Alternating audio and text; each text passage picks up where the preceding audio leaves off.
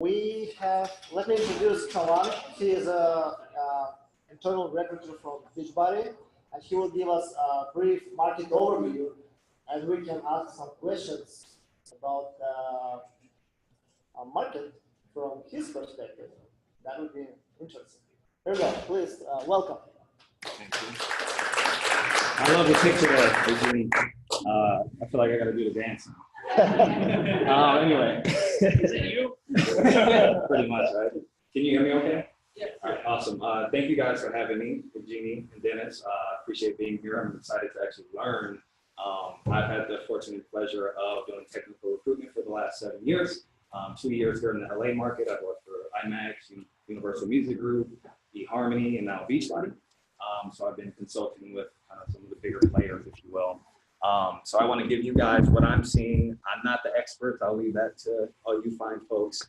But at least from a recruiter standpoint, I want you guys to know what's out there and what to keep your pulse on, right? So I know a couple areas we wanted to talk about is current in-demand skills and traits within test automation that are high in demand.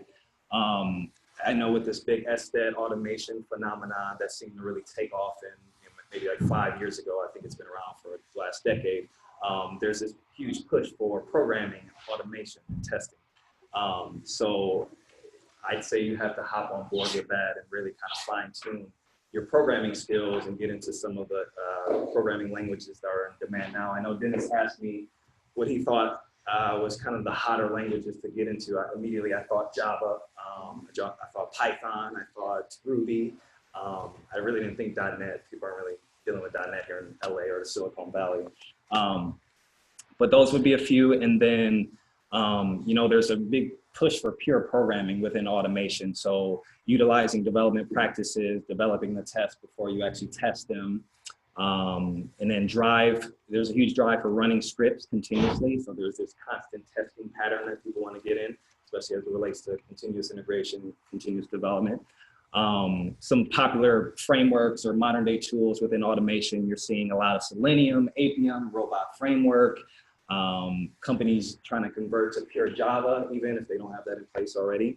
And then on top of the whole programming automation, now there's a lot of introduction of CICB. So how can you stay in tune with pipelines and testing within that and setting up a framework with Jenkins. So it's kind of this big dynamic conglomerate of skills within one automation position. So future outlook on test automation, I don't have too much to say here. What I can tell you is that sort of like with DevOps about 3-4 years ago, that really was the buzzword and people started talking about that more. And then recently we've seen that take off a lot. That seems to be the thing with artificial intelligence now, from what I noticed. Don't have anything beyond that, but that's something to keep your pulse on as well. And then as far, I know we wanted to talk about resumes and how to structure that and length. And I have about 5 minutes, so I encourage you guys, especially after the meetup, to ask more questions. I'm just going to keep it kind of condensed. But as far as the first thing I can think about is avoid fluff on your resume. So overuse of keywords and trying to put a lot of buzzwords on there and it's taking up 2-3 pages. Don't do that. I don't like it. A lot of hiring managers don't like it as well. We can kind of see through that. I know sometimes people use it to kind of catch the eye, right? And some of these machines pick up on these keywords. But I've worked at 4 companies in the last 2 years, and the ATS, applicant tracking systems within these companies, we don't keyword search resumes at all. That's more so maybe LinkedIn or maybe recruiters going to Career Builder or Monster, things like that. So many. Yeah. And just FYI, we do read resumes. There's no such thing, at least in my world, as a 6-second rule. I don't come across hundreds of resumes per day, so I'm not using that 6-second rule. I actually read through them to see what you're particularly doing within a project.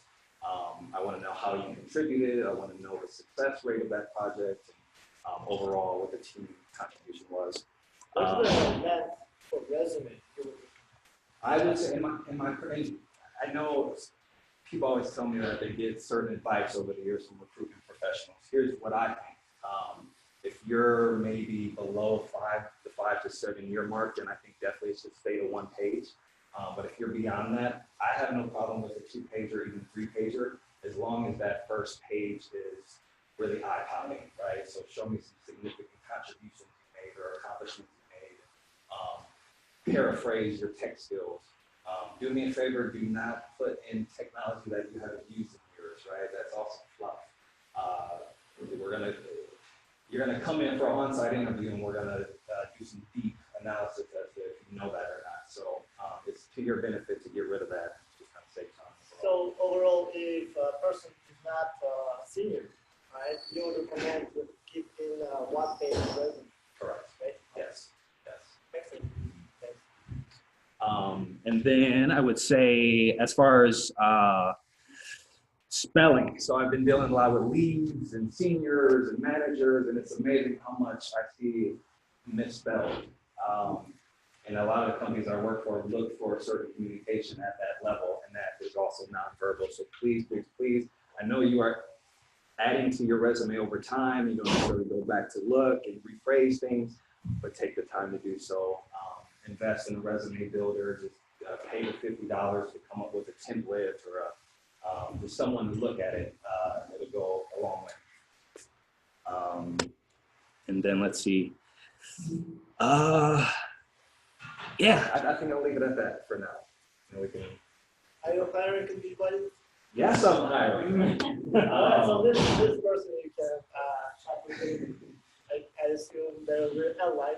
Yeah, so I'll give you some foresight. Right now, we have a lead automation engineer role available now, and we'll be hiring for SDET near future probably.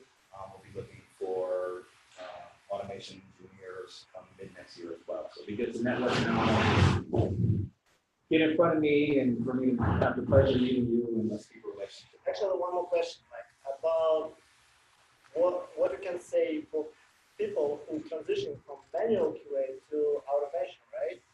So they don't have that much skill, or let's say they don't have a lot of experience, right?